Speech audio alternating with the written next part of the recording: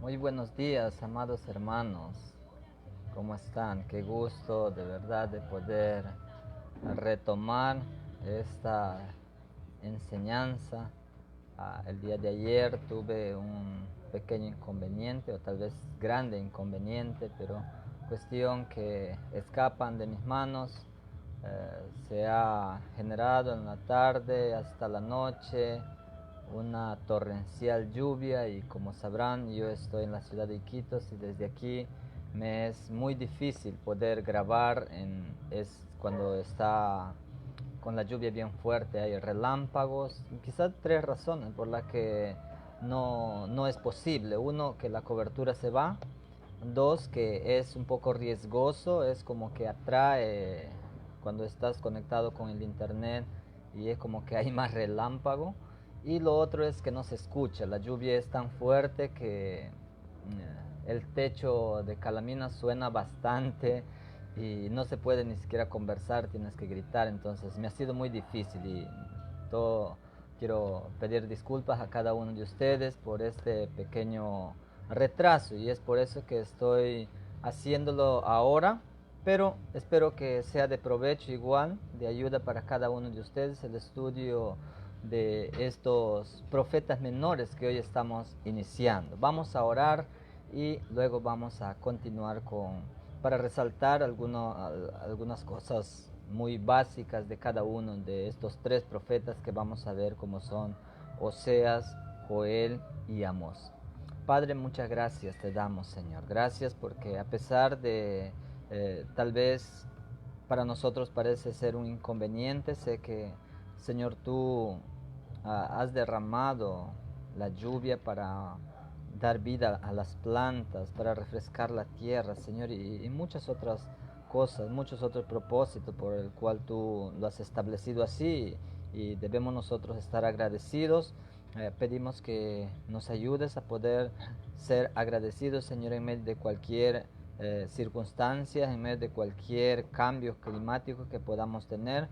Son cosas, Señor, que tú lo controlas, y nosotros debemos estar agradecidos igual, Padre. Bendice a mis hermanos este tiempo que vamos a tener para resaltar, Señor, algunas cosas muy importantes de cada uno de estos libros conocidos como dentro de los profetas menores.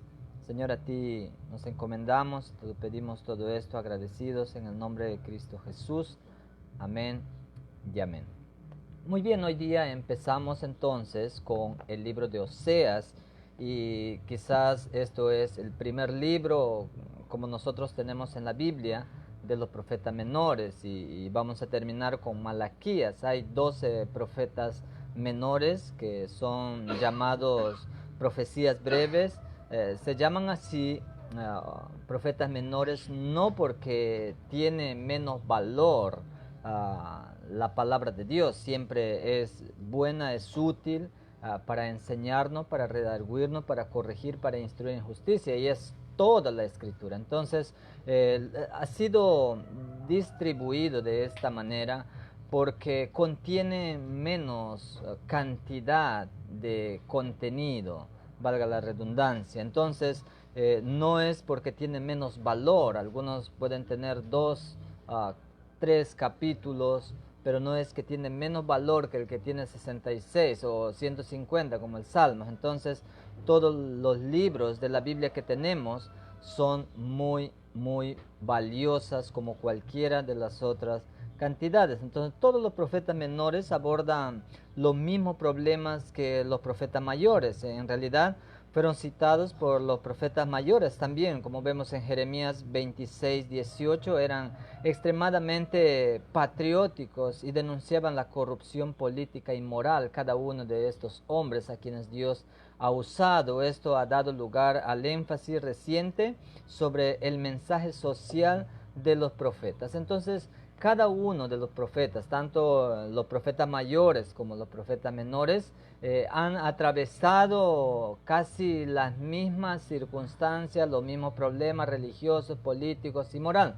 Entonces siempre en esas circunstancias Dios ha usado a estos hombres para poder dar un mensaje adecuado de acuerdo a la realidad que han estado viviendo.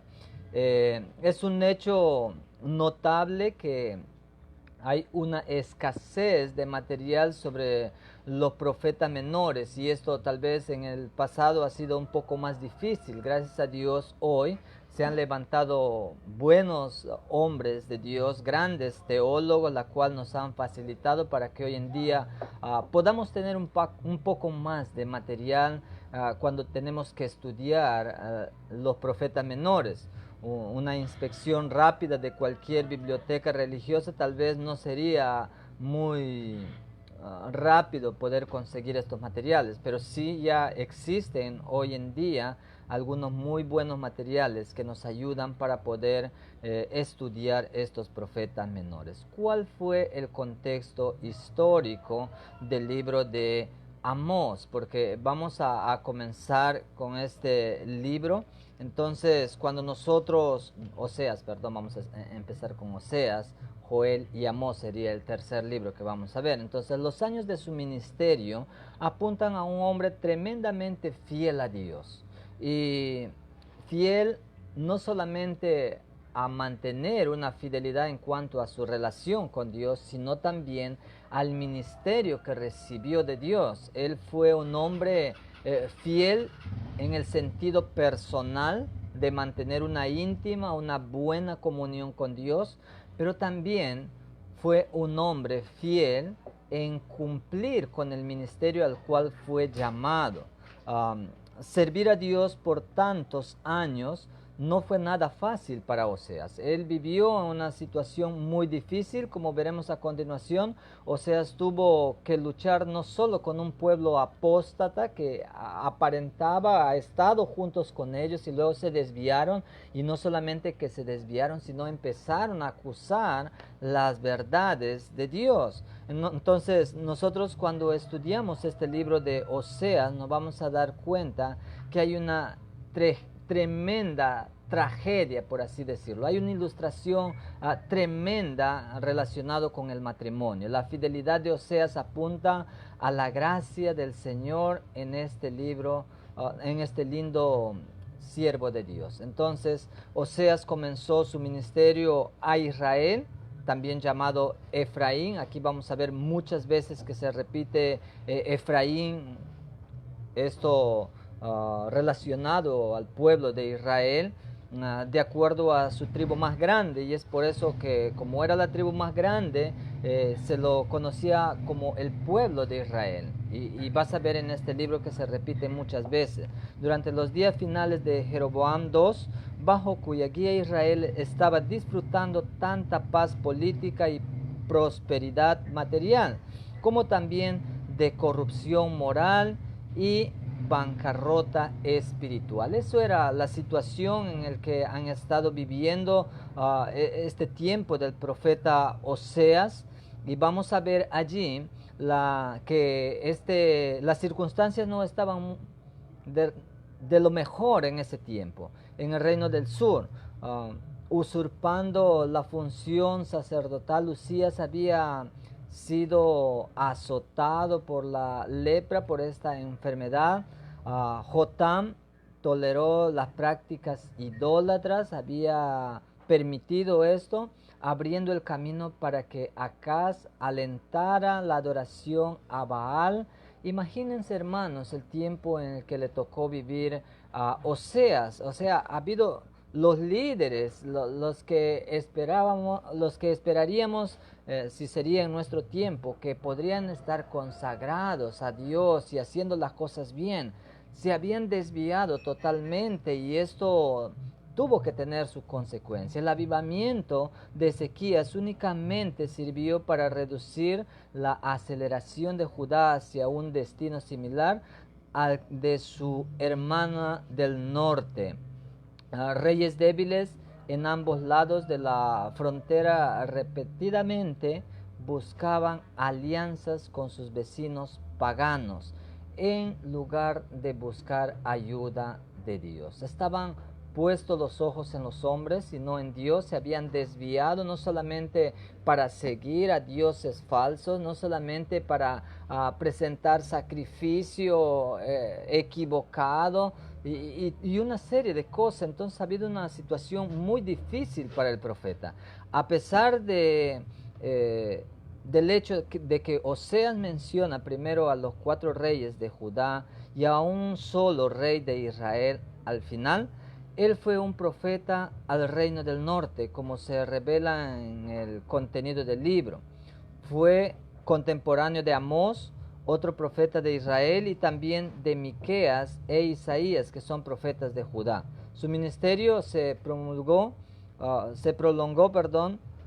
por más de medio siglo. Oseas vio el cumplimiento de su profecía en el cautiverio de Israel. Él fue un testigo ocular, tuvo la experiencia de vivir tal situación.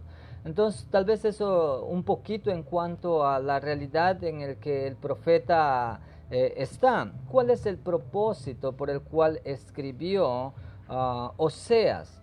Bueno, para recordarle que Dios es un Dios de amor.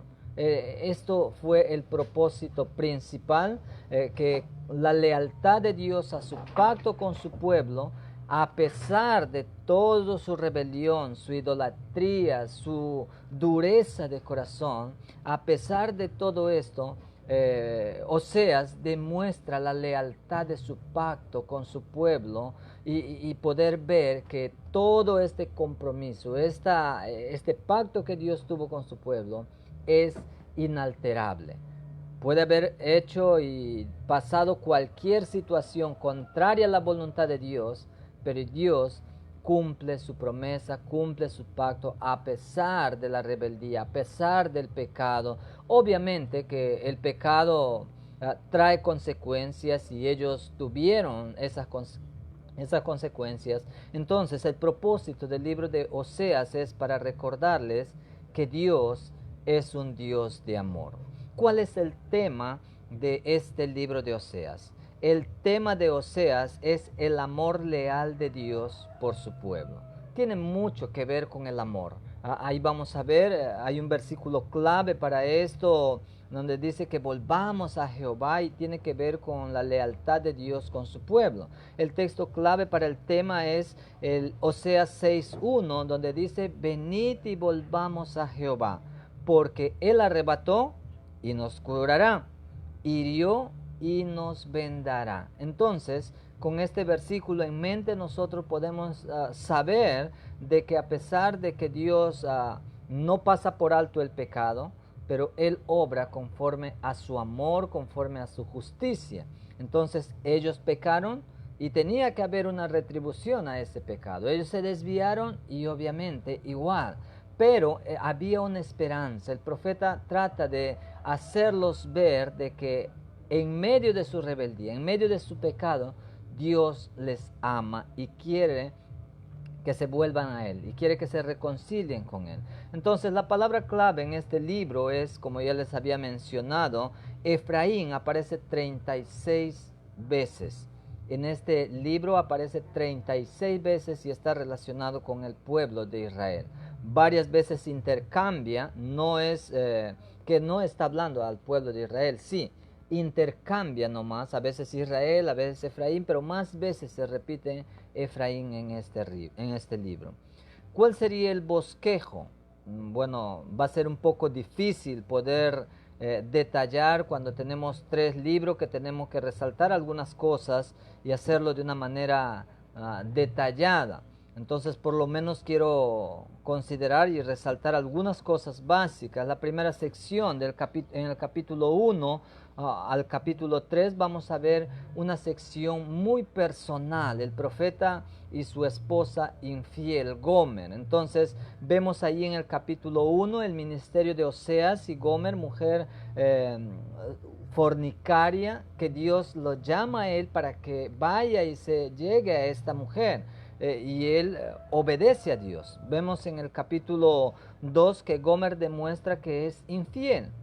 Israel demuestra que es infiel también.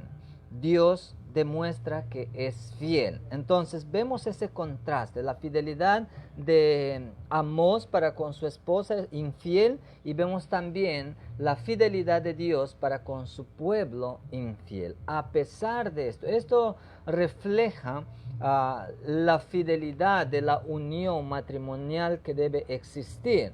Entonces hay una ilustración, una figura, hay una comparación que tiene que ver con el matrimonio. Y nosotros debemos entender que cuando vemos en Efesios capítulo 5, la ilustración que hay ahí relacionado al matrimonio, que debe ser así como Cristo amó a la iglesia. Entonces hay un amor desinteresado, hay un amor de entrega, hay un amor sacrificial, y no por el beneficio, el bien que uno puede recibir, sino por ese compromiso, ese pacto que uno hace en el momento que se casa. ¿Qué otra cosa más podemos resaltar? El segundo bloque o la segunda división sería la sección profética, literalmente, donde que Jehová y la nación infiel de Israel. Entonces vemos aquí primero en la primera parte del 1 al 3 al profeta, que representa la fidelidad, al amor, que representa al temor de Dios, a la obediencia a Dios, y por otro lado vemos la ilustración de su esposa Gomer, quien es la infiel, quien le saca la vuelta y quien va con otros dioses y que fornica y todo esto, y que adultera y que se desvía. Pero vemos la fidelidad en cuanto al amor del profeta. Y en el siguiente bloque vemos lo contrario, ahora relacionado la fidelidad de Dios con la infidelidad de la nación de Israel.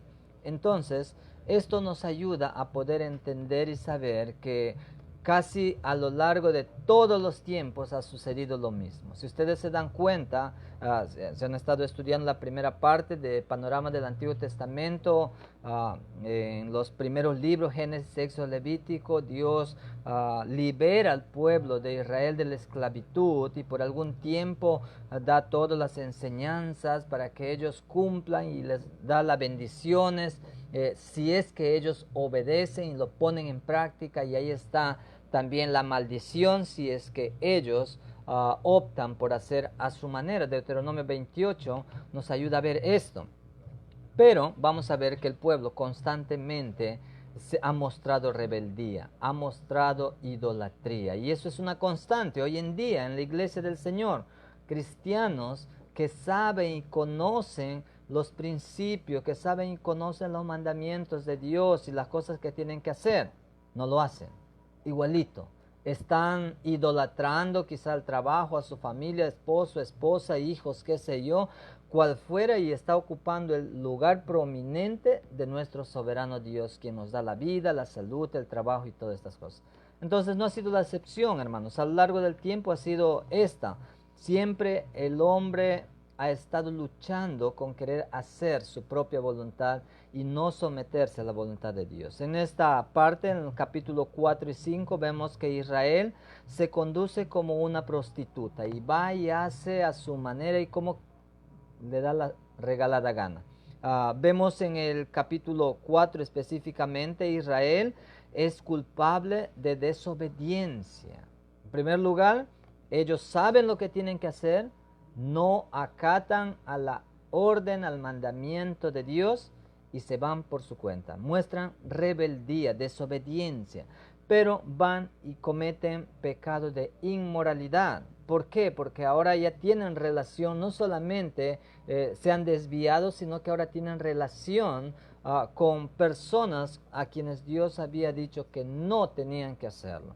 Entonces hay desobediencia, hay inmoralidad, hay ignorancia, se han desviado de Dios, de su palabra, y por ende ellos están totalmente perdidos, desorientados. Es como que se encuentran en un laberinto y buscan salir y no pueden. Y es así, el pecado te desvía. Primero la desobediencia, tú sabes lo que tienes que hacer y no lo haces, y te desvías, y estando allí se te aparece algo atractivo y tú vas siguiendo esos caminos y te das cuenta que ya te equivocaste, erraste, te desviaste, y cuando quieres retornar y hay muchos otros caminos que no te permiten regresar al camino, a los caminos de Dios. Eso es lo difícil para una persona que se desvía de Dios. Entonces eso es lo que estaba pasando en este tiempo del profeta Oseas. En el capítulo 5 vamos a ver que Israel se aparta de Dios. Dios se aparta de Israel. No es que Dios no quiso seguir dirigiéndoles, seguir guiándoles, enseñándoles, no, sino que en primer lugar ellos dejaron de ver a Dios, dejaron de seguir a Dios, dejaron de adorar a Dios, dejaron de servir a Dios y por ende Dios les dejó que hagan a su manera. Sigue su deterioración hasta las promesas que tenemos para el futuro del pueblo de Israel. Entonces, cuando nosotros vemos un poquito acerca del contexto de este libro, nos vamos a dar cuenta que tiene que ver mucho, no solamente con este tiempo del profeta, sino con cada etapa, con cada dispensación de tiempo. Dios ha usado, hermanos, en diferentes tiempos, hombres y mujeres consagradas, obedientes, temerosas, fervorosas, para poder hacer su voluntad. Y hemos visto que a lo largo de cada uno de estos tiempos, el pueblo de Dios, los hijos de Dios, han mostrado rebeldía, han mostrado desobediencia. En el capítulo 6 vemos Israel, conocido como Efraín también en este libro, volverá a los postreros días, que ellos van a volver en los postreros días. Pronto ha de ser juzgada por sus pecados presentes. Entonces había un castigo inminente, literal, para el presente, pero también apunta para una esperanza, unos postreros días que volverá a Dios y se va a reconciliar, pero hay una consecuencia en el camino. En el capítulo del 7 al 12 vamos a ver que Efraín o Israel podría escapar del juicio por volver a Dios, que le ama. Se puede escapar del juicio si es que ellos se vuelven. Hay una consecuencia, sí, pero Dios te perdona, te restaura y te levanta. Esas promesas todavía no se han dado cumplimiento con el pueblo de Israel. Hay un futuro para ellos y la Biblia dice que hay una esperanza, hay un futuro glorioso para ellos, pero mira cuántos años pasaron. Cuántas consecuencias tuvieron que pasar por causa de la rebeldía, la desobediencia. Entonces, Israel, como paloma incauta, como dice ahí, busca ayuda de Egipto y Asiria. En lugar de buscar a Dios, fueron desviándose cada vez más. Lo vemos en el capítulo 7. Luego, en el capítulo 8, vamos a ver que Israel acude a becerros de oro y altares de pecado. Imagínense, hermano, un pecado les llevó a otro y a otro. Imagínense, ellos habían experimentado el poder de Dios. ¿Cuántas veces? Los milagros de Dios. Pero primero se desviaron y empezaron a buscar ayuda de otras naciones en lugar de buscar la ayuda de Dios. Equivocado. Hermanos, podemos atravesar cualquier circunstancia tan difícil, jamás intentemos buscar la ayuda en el hombre. Ningún hombre, ninguna nación, nada ni nadie puede tener más poder que Dios. Dios es omnipotente, entonces debemos acudir a Él, y más cuando somos sus hijos. Entonces, ese pecado le llevó a desviarse, ya no solamente para buscar ayuda de otras naciones, sino que empezaron a idolatrar a otros dioses falsos. Imagínense cómo un pueblo escogido por Dios, que ha experimentado en sus vidas tanto el poder, el milagro de Dios, están llegando cada vez a una espiral descendente. Un pecado les llevó a otro. Vemos el capítulo 11 y 12 que Israel se aparta de Dios, ha de ser juzgada. Dios no la abandonará, pero Dios la juzga. Lo ha juzgado antes y lo juzgará también después. Luego vemos de los capítulos 13 y 14 que Israel se convertirá de los ídolos a Dios en los postreros días. Los dos últimos capítulos de Oseas, hermanos, apunta a esta esperanza, por así decirlo, que Israel un día se va a volver a Dios. Israel un día va a tener todas las promesas de Dios, pero todavía apunta a un futuro. Todavía eso no ha sucedido. Lo vemos en el Nuevo Testamento también, cuando estudiamos Romanos capítulo 9, 10 hasta el capítulo 11, son capítulos que hablan específicamente del futuro de Israel. Vemos en el capítulo 3, Israel será juzgada en la actualidad, pero Israel será también salvada en el futuro. Tiene que ver con el pasado, con su presente, la realidad en el tiempo del profeta y lo que ellos estaban viviendo, pero también apunta a un futuro. Y eso es lo maravilloso que nosotros encontramos en las profecías, porque vemos un mensaje que tiene la enseñanza para la vida pasada, para el presente, pero también para el futuro. Casi en todas estas profecías, tanto profetas mayores como menores, vamos a ver que hay un resalte en la escritura apocalíptica, no tanto de repente como Daniel, como Ezequiel, Jeremías, pero sí hay algo que apunta al futuro, acontecimientos del porvenir, ¿no? Acontecimientos futuros. Y quizá eso sería un poquito para resaltar este libro de Oseas, y pasamos al libro de Joel rápidamente, porque no puedo resaltar un poco más por cuestión de tiempo, pero por lo menos quiero darte algunas cosas que nos ayuden a entender del libro por libro que estamos viendo. En el libro de Joel vemos que nada se sabe acerca de este profeta. El profeta Joel es alguien que no se ha evidenciado, por así decirlo, mucho más que en su propio libro. Entonces, lo que de él se sabe es lo que encontramos en el primer capítulo, en el primer versículo. Su nombre significa Jehová es Dios, considerado por muchos como uno de los primeros profetas que escribieron. Algunos consideran que Joel fue uno de los primeros profetas escritores. Entonces, posteriormente vamos a ver que también los otros lo hicieron, pero él fue uno de los primeros. Joel era el profeta probablemente alrededor del tiempo del reinado de Joás, rey de Judá. Probablemente conoció a Elías y a Eliseo. Qué maravilloso tener la experiencia de poder estar con estos grandes hombres de Dios, que la Biblia misma lo describa hombre de Dios, y eso es realmente valioso, considerable, y Joel estuvo probablemente en ese tiempo, de acuerdo al tiempo en el que se escribió este libro. La escuela crítica, como de costumbre, ha colocado este libro al otro extremo, aún después del cautiverio.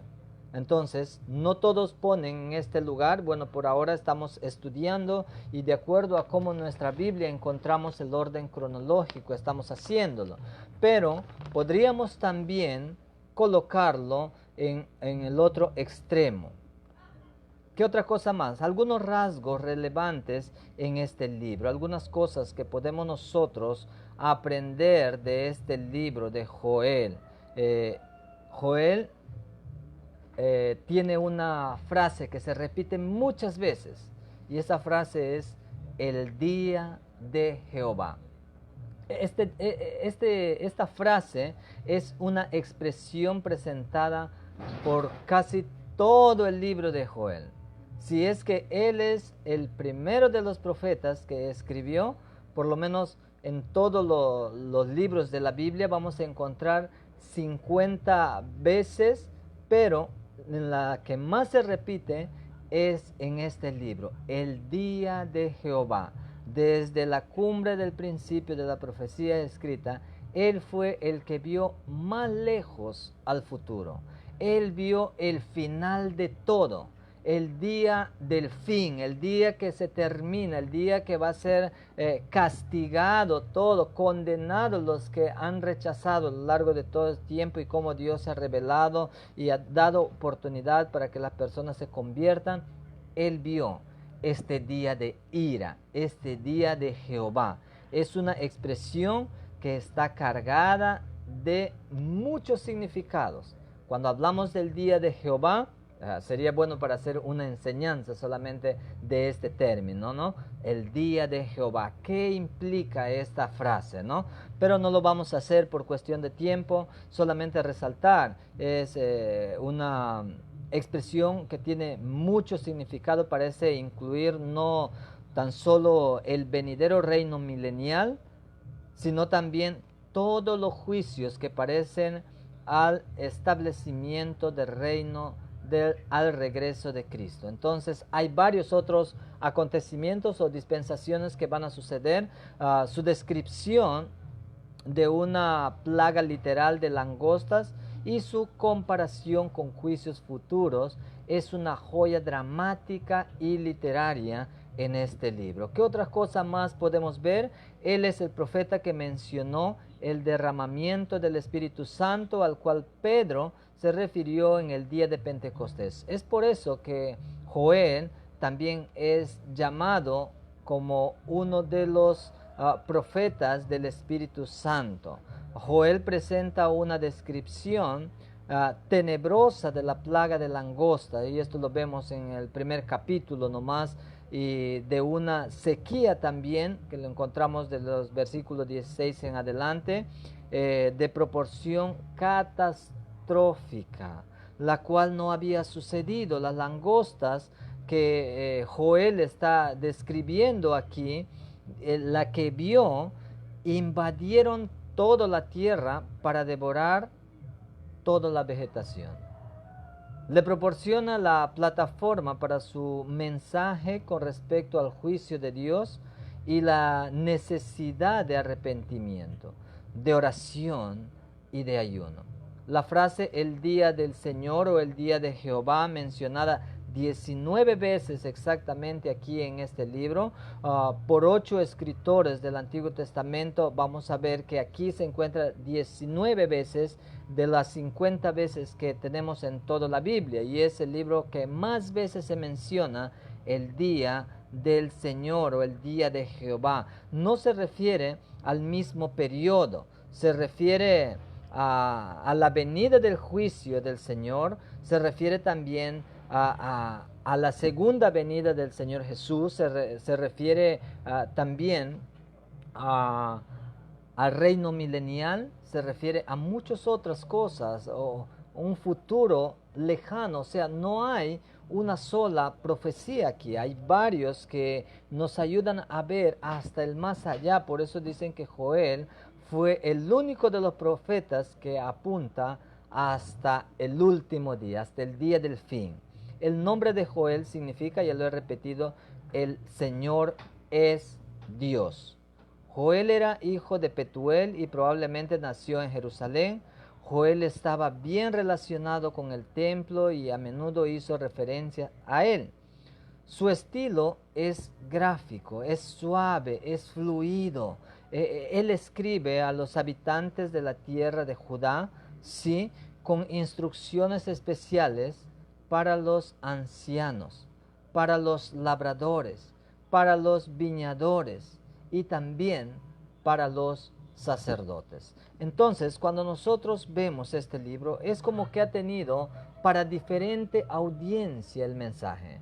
No ha sido enfocado solamente para un grupo de personas, ha tenido un enfoque variado. La profecía le fue revelada durante el reinado de Joás en Judá, cuando el rey era un niño y el sacerdote Joiada era su regente, cerca de los años 830 aproximadamente. Los enemigos mencionados en Tiro y en Sidón al norte, Filistea al oeste y Edom y Egipto al sur. Ciertas porciones de los escritos de otros profetas anteriores muestran similitud con algunos de sus escritos de Joel. Amós, por ejemplo, son semejantes a Joel, e Isaías mismo es muy parecido a Joel. Si nosotros vemos algunos pasajes en particular, vamos a darnos cuenta que tiene una gran similitud.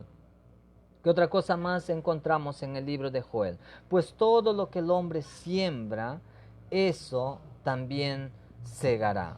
Y es verdad, esto lo vemos también en el Nuevo Testamento, en Gálatas 6, 7 que todo lo que el hombre sembrare, eso segará. Dios no puede ser burlado, hermanos. Si tú siembras corrupción, ¿qué vas a segar? Condenación. Si tú siembras frutos dignos de arrepentimiento, si tú siembras y evidencias el fruto del Espíritu Santo, que es amor, gozo, paz, paciencia, benignidad, obviamente, ¿qué vamos a cegar? Vida eterna. Vamos a cegar bendición, vamos a cegar prosperidad y plenitud de vida y todas estas cosas.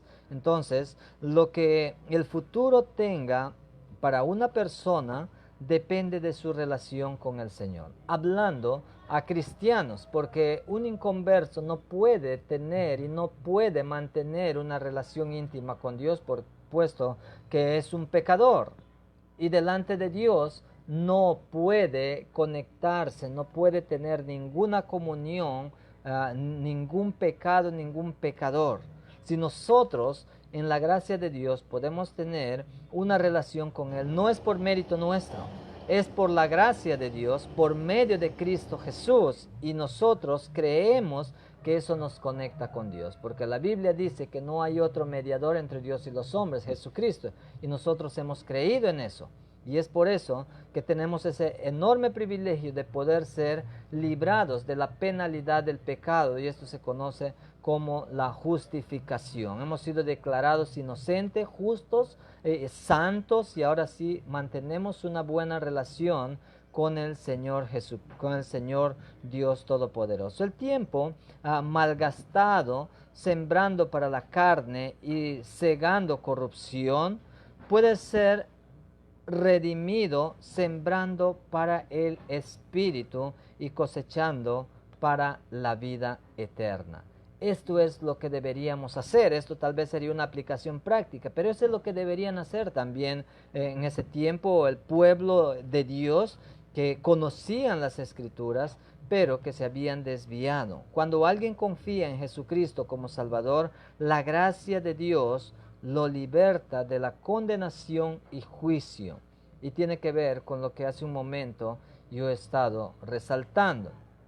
Pero no solamente podemos resaltar esto. La súplica que Joel hizo en su tiempo es un llamado a la actual generación a que responda al amor de Dios. Aún ahora, declara el Señor, volved a mí de todo corazón, con ayuno, con llanto, con lamento, rasgad vuestro corazón y no vuestro vestido, volved ahora al Señor vuestro Dios, porque Él es compasivo y clemente, lento para la ira, abundante en misericordia, y se arrepiente de infligir el mal. Entonces, cuando nosotros vemos aquí en el capítulo 2 del versículo 12 y 13, nos trae a la reflexión también a nosotros mismos. Porque si nos comparamos con el pueblo de Israel, muchas veces la iglesia y nosotros que formamos parte de la iglesia también nos encontramos a veces desorientados. Nos encontramos a veces en rebeldía, en desobediencia, siguiendo a dioses falsos, y no nos damos cuenta y creemos que idolatría solamente es tener una estatua ahí en la casa y poder postrarnos, colocar su vela. No.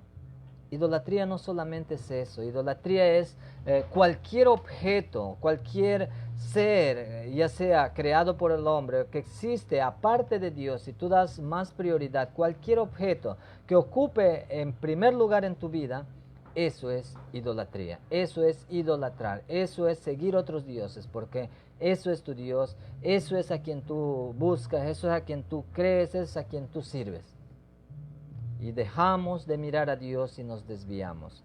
El día de Jehová o día del Señor es por tanto una referencia a un tiempo futuro de juicio de parte del Señor, tanto sobre su pueblo Israel como sobre todas las naciones de la tierra, y que incluye las bendiciones que traerá el milenio.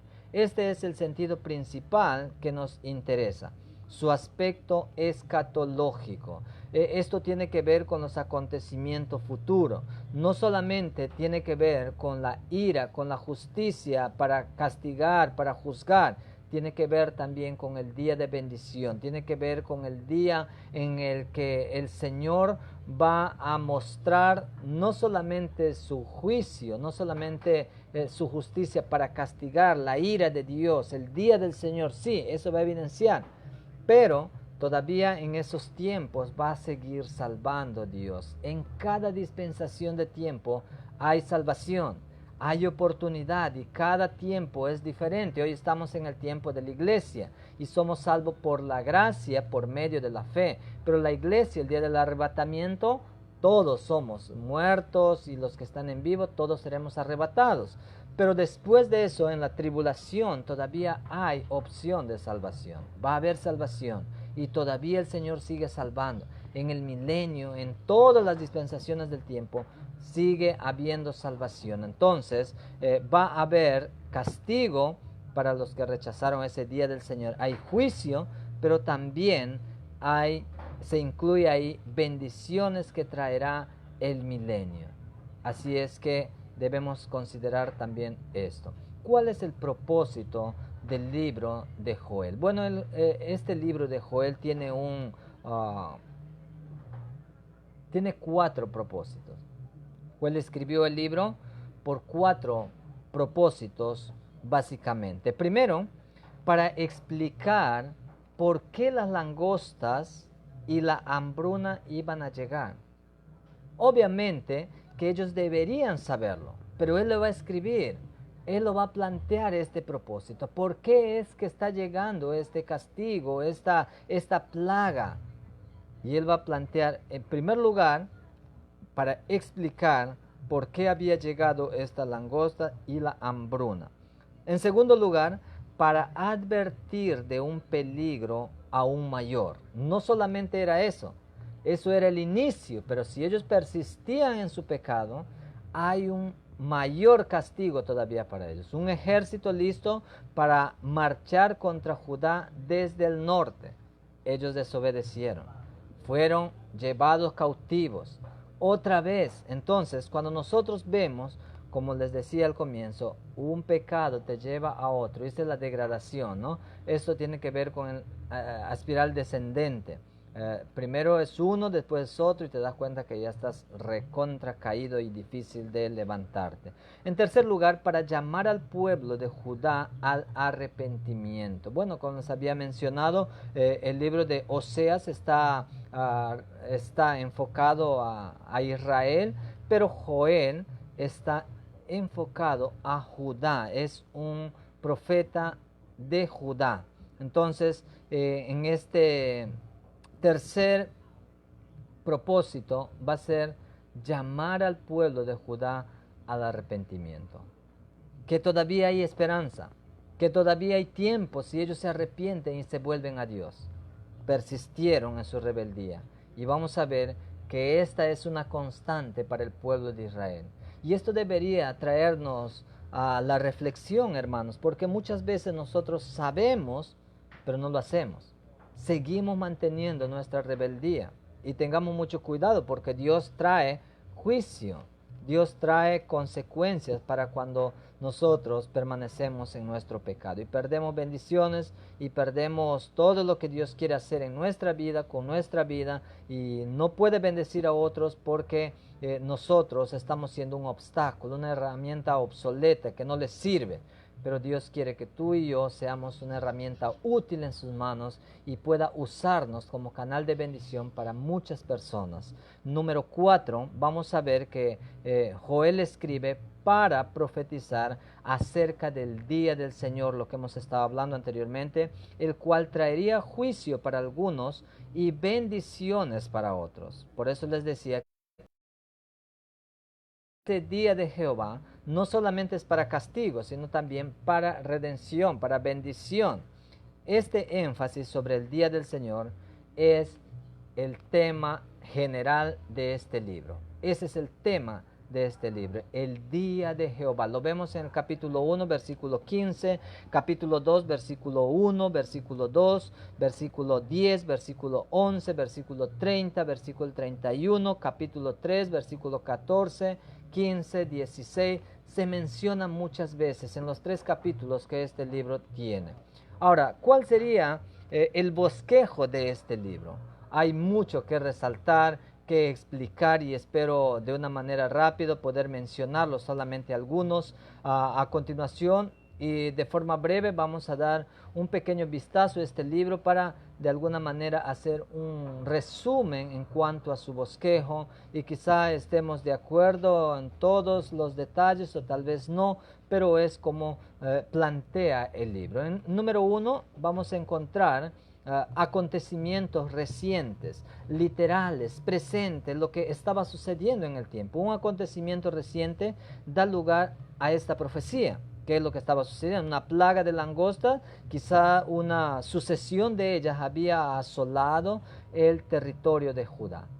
Había extinguido toda la vegetación. Era un acontecimiento literal, reciente, que había sucedido. Y eso lo vemos en el capítulo 1, versículo 4, cuando dice, lo que quedó, quiere decir que ya había pasado. Tiene que ver con un acontecimiento reciente que había sucedido. Lo que quedó de la oruga comió el saltón, y lo que quedó del saltón comió el revoltón, y la langosta comió lo que del revoltón había quedado.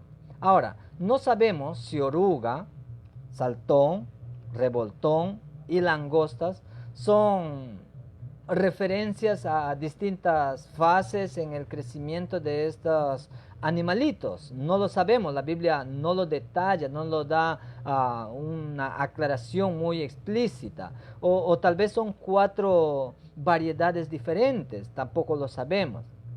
Pero atendiendo al original, vamos a ver que oruga significa trasquilador.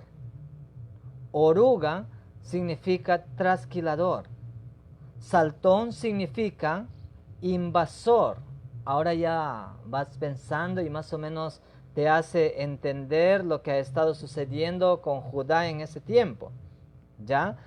Tiene la idea, es una ilustración. Sí, hay algo literal también, pero no todo es literal. Es una profecía y las profecías debes interpretarlo literalmente algunas veces, otras figuradamente, otras veces escatológicamente. Entonces debemos tener mucho cuidado. Entonces el significado es bien importante para poder entender. Entonces vamos a ver que saltón significa invasor, revoltón significa despojador y langosta devorador. En cualquier caso, fue una nube de insectos tremendamente intensa y dañina.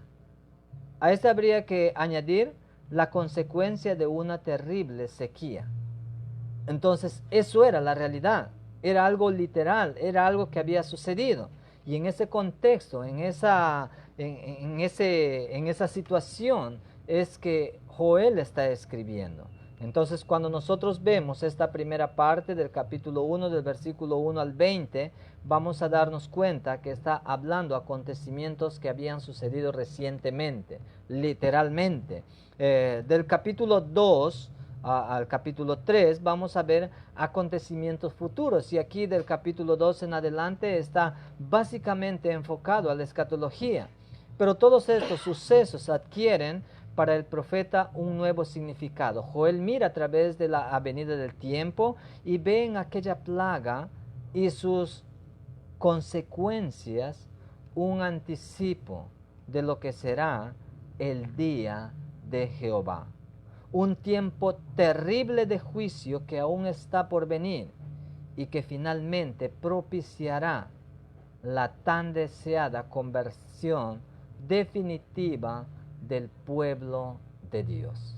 Entonces, bien interesante este libro de Joel. habla acerca del día de Jehová, que es un tiempo terrible. Y tú ves el día de Jehová en el Nuevo Testamento, el apóstol Pedro también escribe, y aquí en el capítulo 2, versículo 1 y 2 dice: tocad trompeta en Sión y dad alarma en mi santo monte. Tiemblen todos los moradores de la tierra, porque viene el día de Jehová. Tiemblen, tengan temor, es real, es verdad, va a dar cumplimiento este tiempo, esta situación, no es algo que quizás no es opcional, es verdad, va a suceder.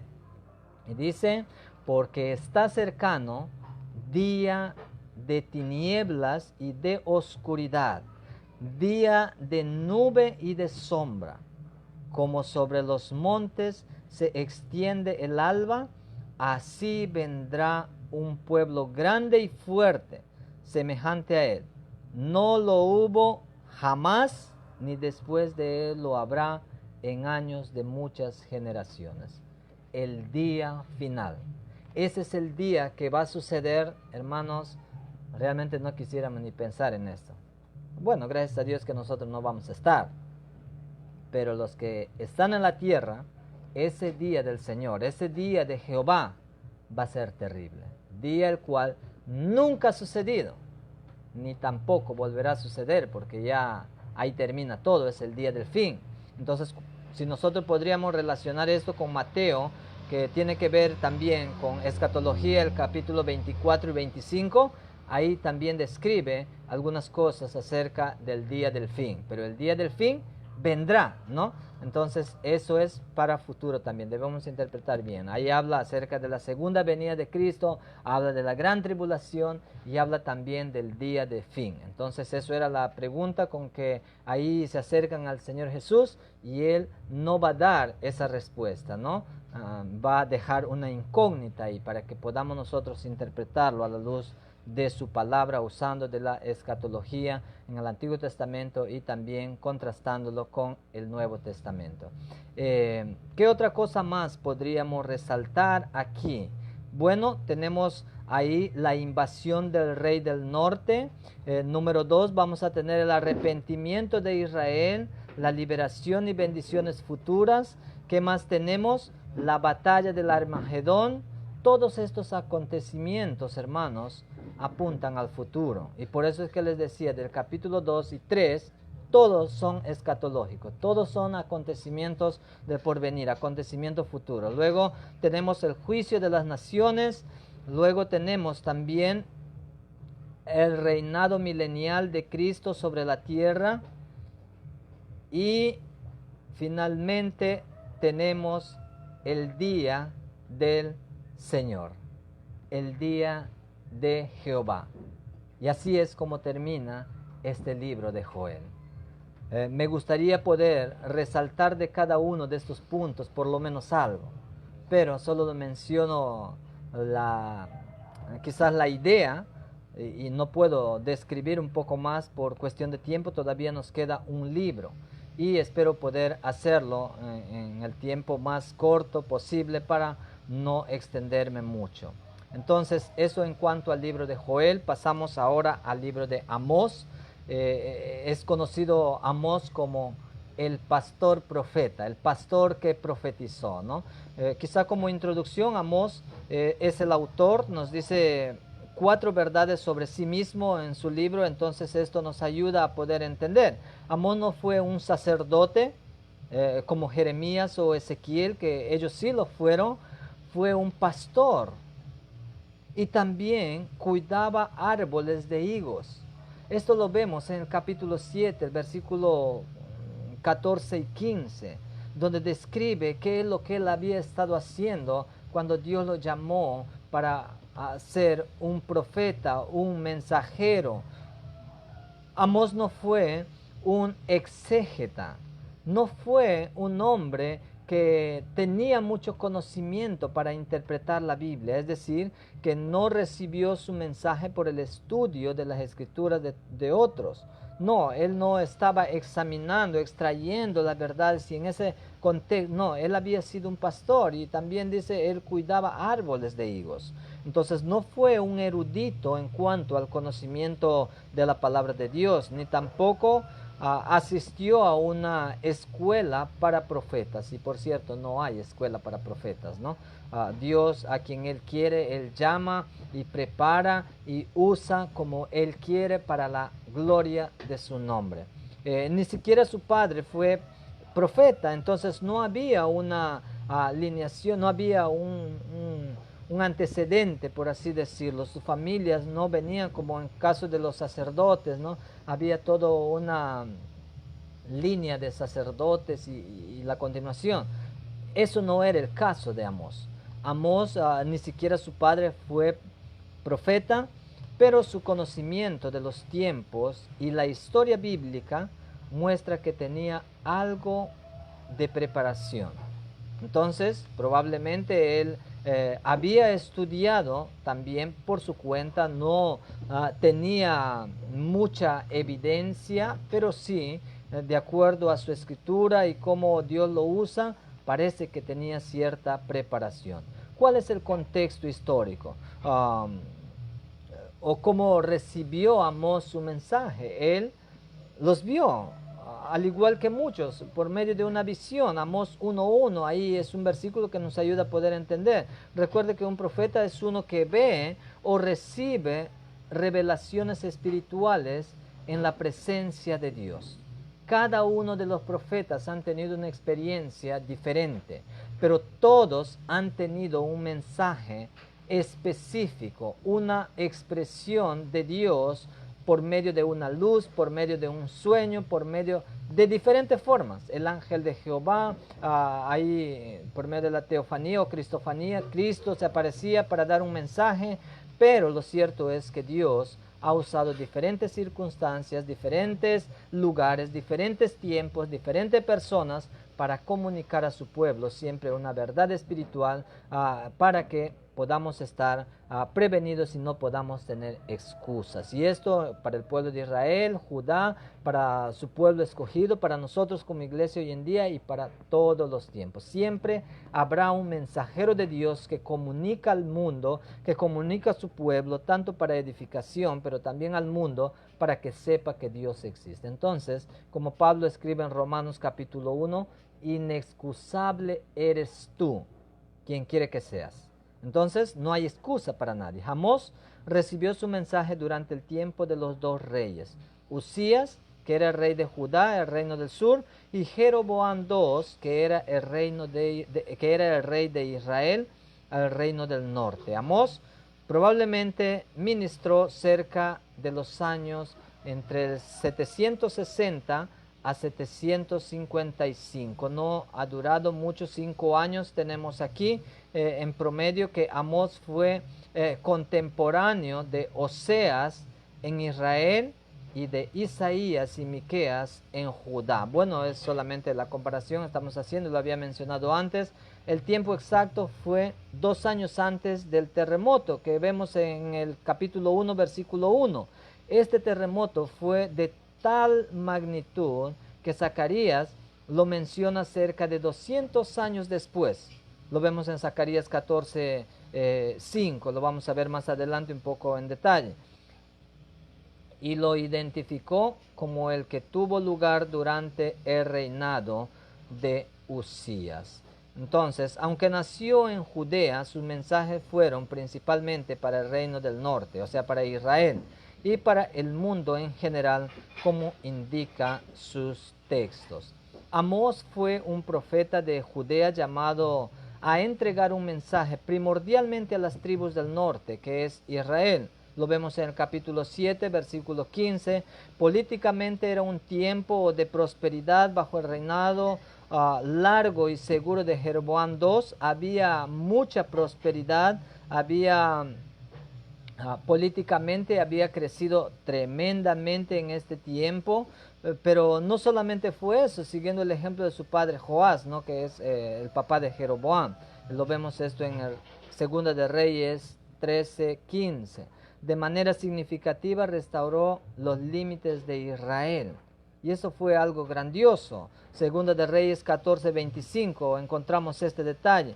También fue un tiempo de paz tanto con Judá, en el capítulo 5, versículo 5 encontramos esto, como con sus vecinos más distantes. La amenaza que estaba continuamente presente de Asiria fue subyugada tiempos atrás en ese siglo debido al arrepentimiento de Nínive ante la predicación de Jonás. No obstante, espiritualmente, hermanos, fue un tiempo de corrupción totalmente desenfrenada y en decadencia moral. Por un lado parecían estar tan bien, habían crecido potencialmente, políticamente, económicamente, pero espiritualmente estaban hasta el suelo. Espiritualmente estaban totalmente mal, moralmente, delante de Dios estaban totalmente mal. Y eso es el enfoque que aquí Amós está dando. Cuando nosotros vemos el capítulo 4, versículo 1, capítulo 5, 10, y comparamos y contrastamos con Segunda de Reyes 14, vamos a darnos cuenta que a pesar de que parecían estar tan bien, porque había prosperidad, había economía, la situación política había crecido tremendamente, pero vamos a darnos cuenta que espiritualmente estaban por los suelos. Ellos creían y estaban confiados de todo lo que habían logrado, de todo lo que habían adquirido, pero había ahí algo que había sucedido. Jonás, estamos hablando de esos tiempos, había sido llamado por Dios para predicar a Nínive. Al comienzo se negó, rechazó este llamado, pero cuando Dios llama,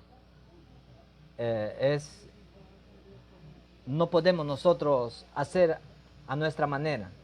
Dios llama y tenemos que hacerlo, a las buenas o a las malas. Eso es lo que pasó con Jonás. Entonces fue y predicó a Nínive y Nínive se convirtió todo. Había un impacto de eso. Y ese beneficio todavía había influenciado, impactado. Y parecía que todo estaba bien, pero estos se habían desviado espiritualmente, estaban disfrutando de las bendiciones por otros. Pero Dios no pasa por alto el pecado de nadie. Independientemente, tarde o temprano, el hombre que pecare, esa morirá. El Padre no llevará el pecado del Hijo, ni el Hijo llevará el pecado del Padre. El justo será por su justicia, el impío por su impiedad será juzgado. Entonces, si tú pecas, tú vas a pagar las consecuencias. Si nosotros como iglesia, como cuerpo de Cristo, pecamos, nosotros vamos a pagar las consecuencias. Y eso es lo que estaba sucediendo aquí. ¿Cuál es el propósito del libro de Amós? El propósito principal de Amós, mis queridos hermanos, fue llamar la atención del pueblo de Dios a sus pecados y hasta donde fuera posible instarlos al arrepentimiento. Ellos habían prosperado, sí, habían crecido económicamente, políticamente, sí, pero espiritualmente estaban separados de Dios, estaban mal. Y el propósito aquí de Amós es instarlos, convencerlos, tratar de persuadir para que se arrepientan y se vuelvan a Dios. Lo que ustedes han logrado no les va a durar, todo va a ser destruido, todo van a perder y va a ser grande ruina, va a ser dolor, sufrimiento. Así es que no se confíen, y esto sucede hoy en día también. Cuando nos va bien el negocio, el trabajo, y parece que todo está bien, y es como que no necesitamos de Dios. Pero eso no es verdad. Dios no pasa por alto el pecado de nadie. Si nosotros nos olvidamos de Dios, hermanos, no va a durar mucho tiempo ese surgimiento, esa prosperidad, entre comillas. Porque si Dios no edifica la casa, en vano trabajan los que la edifican. Si Dios no vela la ciudad, en vano están los policías, los guardias cuidando y resguardando, y la corrupción y la inseguridad va a seguir de mal en peor. Eso es el intento de todo gobernante. Buscan dar solución lo que tiene que ver con la salud y con la seguridad. Y cada intento del hombre, que por más que busquen y pongan más personas, es cada vez que se va empeorando más. Hoy en día no hay seguridad. Tú en cualquier momento y en cualquier lugar que te encuentres estás en riesgo. Pero cada vez más policías, cada vez más militares y cada vez más énfasis en esto. ¿Por qué? Porque si Dios no está allí, es en vano, hermanos. Tengamos mucho cuidado porque esto es lo que estaba sucediendo en esos tiempos y eso fue el propósito de Amós. Instarlos, llamar la atención para que ellos se vuelvan, se arrepientan y se vuelvan a Dios. La palabra clave aquí es hijo de hombre. ¿Cuál es el tema principal? Prepárate para venir al encuentro de tu Dios. El tema aquí es, prepárate para venir al encuentro de tu Dios. Tú no eres autosuficiente. Necesitas venir y encontrarte con Dios. Él es el dueño de todo, el dueño de la vida. Así es que nada somos separados de Él, nada podemos hacer. El tema principal se encuentra en Amós 5:24, ya lo he mencionado anteriormente también, pero dice ahí en 5:24, pero corra el juicio como las aguas y la justicia como impetuoso arroyo. Tiene que ver con el tema esto, pero hay una responsabilidad en el hombre, hay una responsabilidad en nosotros, hermanos. Ahí está el juicio de Dios, está la justicia de Dios implícita en este tema, pero somos nosotros quien debemos volvernos a Él. Amós presentó a Dios como el gobernante de este mundo, como el soberano, y declaró que todas las naciones le eran responsables. La medida de responsabilidad se crea por la luz que una nación tiene. El juicio de Dios venía sobre naciones que vivían en lujo y que se apoyaban en la inmoralidad y que se apoyaban en su autosuficiencia. Como les estaba mencionando, era un tiempo que aparentemente parecía prosperidad y había crecido y eran bendecidos y de toda manera parecía que ellos eran autosuficientes y como que no necesitaban de Dios. Y eso pasa hoy en día también. ¿Cuál sería el bosquejo de Amós? En el capítulo 1, del versículo 1 al capítulo 2, versículo 3, encontramos los juicios contra las naciones vecinas. Y tal vez aquí quiero mencionar algunas de estas naciones. En el capítulo 1 vamos a ver la parte introductoria, vamos a ver que también habla sobre Amós, no se identifica como profeta, sino como pastor de ovejas.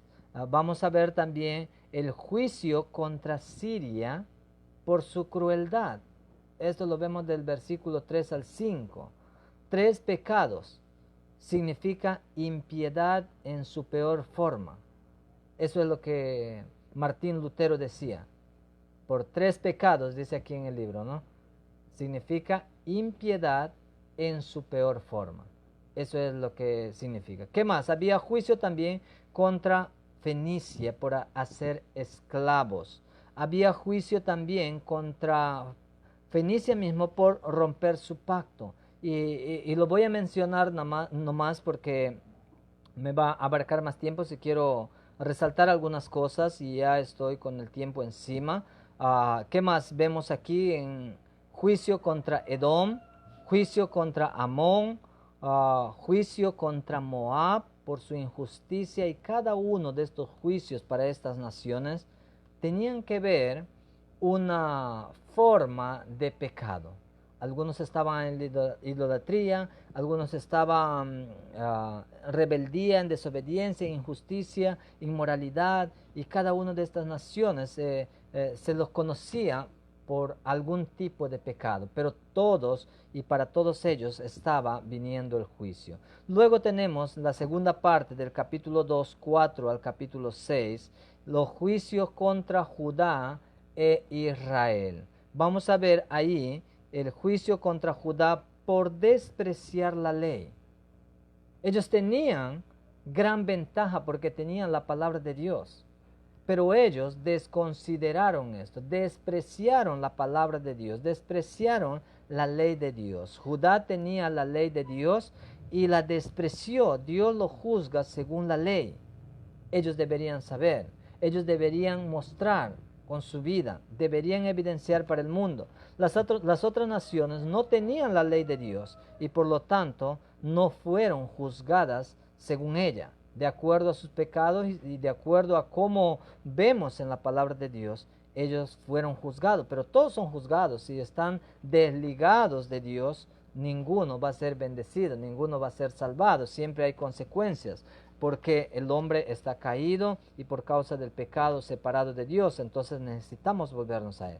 Pero peor es que ahora nosotros, como iglesia, por decir, actualizando, poniendo nuestro contexto, tenemos la Biblia completa. Ellos tenían solo la ley, el Antiguo Testamento, quizás ni siquiera todo. Nosotros tenemos Antiguo y Nuevo Testamento, 66 libros, que vemos el pasado, que vemos lo que está sucediendo ahora, que vemos acontecimientos del futuro, pero también vivimos en rebeldía, vivimos en desobediencia, vivimos en inmoralidad. En nuestro corazón hemos sacado la vuelta a Dios, hemos fornicado, siguiendo a otros dioses, siguiendo a otras cosas, y hemos dejado de mantener una íntima relación con el Señor. Entonces, de acuerdo a eso, nosotros vamos a ser juzgados. No vamos a perder la salvación, por si acaso no estoy diciendo eso, pero un día vamos a ser juzgados. Luego tenemos el juicio contra Israel por su inmoralidad y blasfemia. Israel mayormente ha sido considerado como quien ha fornicado, quien se ha desviado siguiendo otros dioses, ha entregado su corazón a otras cosas. Entonces había dejado de mantener su íntima comunión con Dios por dioses falsos, por idolatría y por todas estas cosas. ¿Qué más? De igual manera tenía la ley, pero cometía los mismos pecados como los amorreos. Habían sido influenciados tremendamente por ellos y se habían ellos unido a estos pecados. Dios había expulsado a los amorreos. Israel irá a la cautividad antes de Judá y eso es lo que sucedió. Primero Israel y posteriormente Judá. Porque aun cuando Judá está viendo a sus hermanos que por su pecado habían sido cautivos, ellos por algún tiempo permanecieron fieles y después se desviaron y también tuvieron que pasar las mismas consecuencias que ellos siendo cautivos todos. La consecuencia de Dios, la acusación de Dios contra toda la casa de Israel en el capítulo 3 lo vemos. Todas las tribus, las 12 tribus van a ser acusados. En versículo 3 vamos a ver, este es un gran principio por lo cual Dios tiene que juzgar a todas las naciones e individuos. Entonces, hermanos, cuando nosotros vemos aquí en estos capítulos del 2 al 6, tiene que ver con los juicios que vendrán sobre Judá e Israel. Y finalmente, hermanos, del capítulo 7 al 9 vamos a ver las visiones del futuro.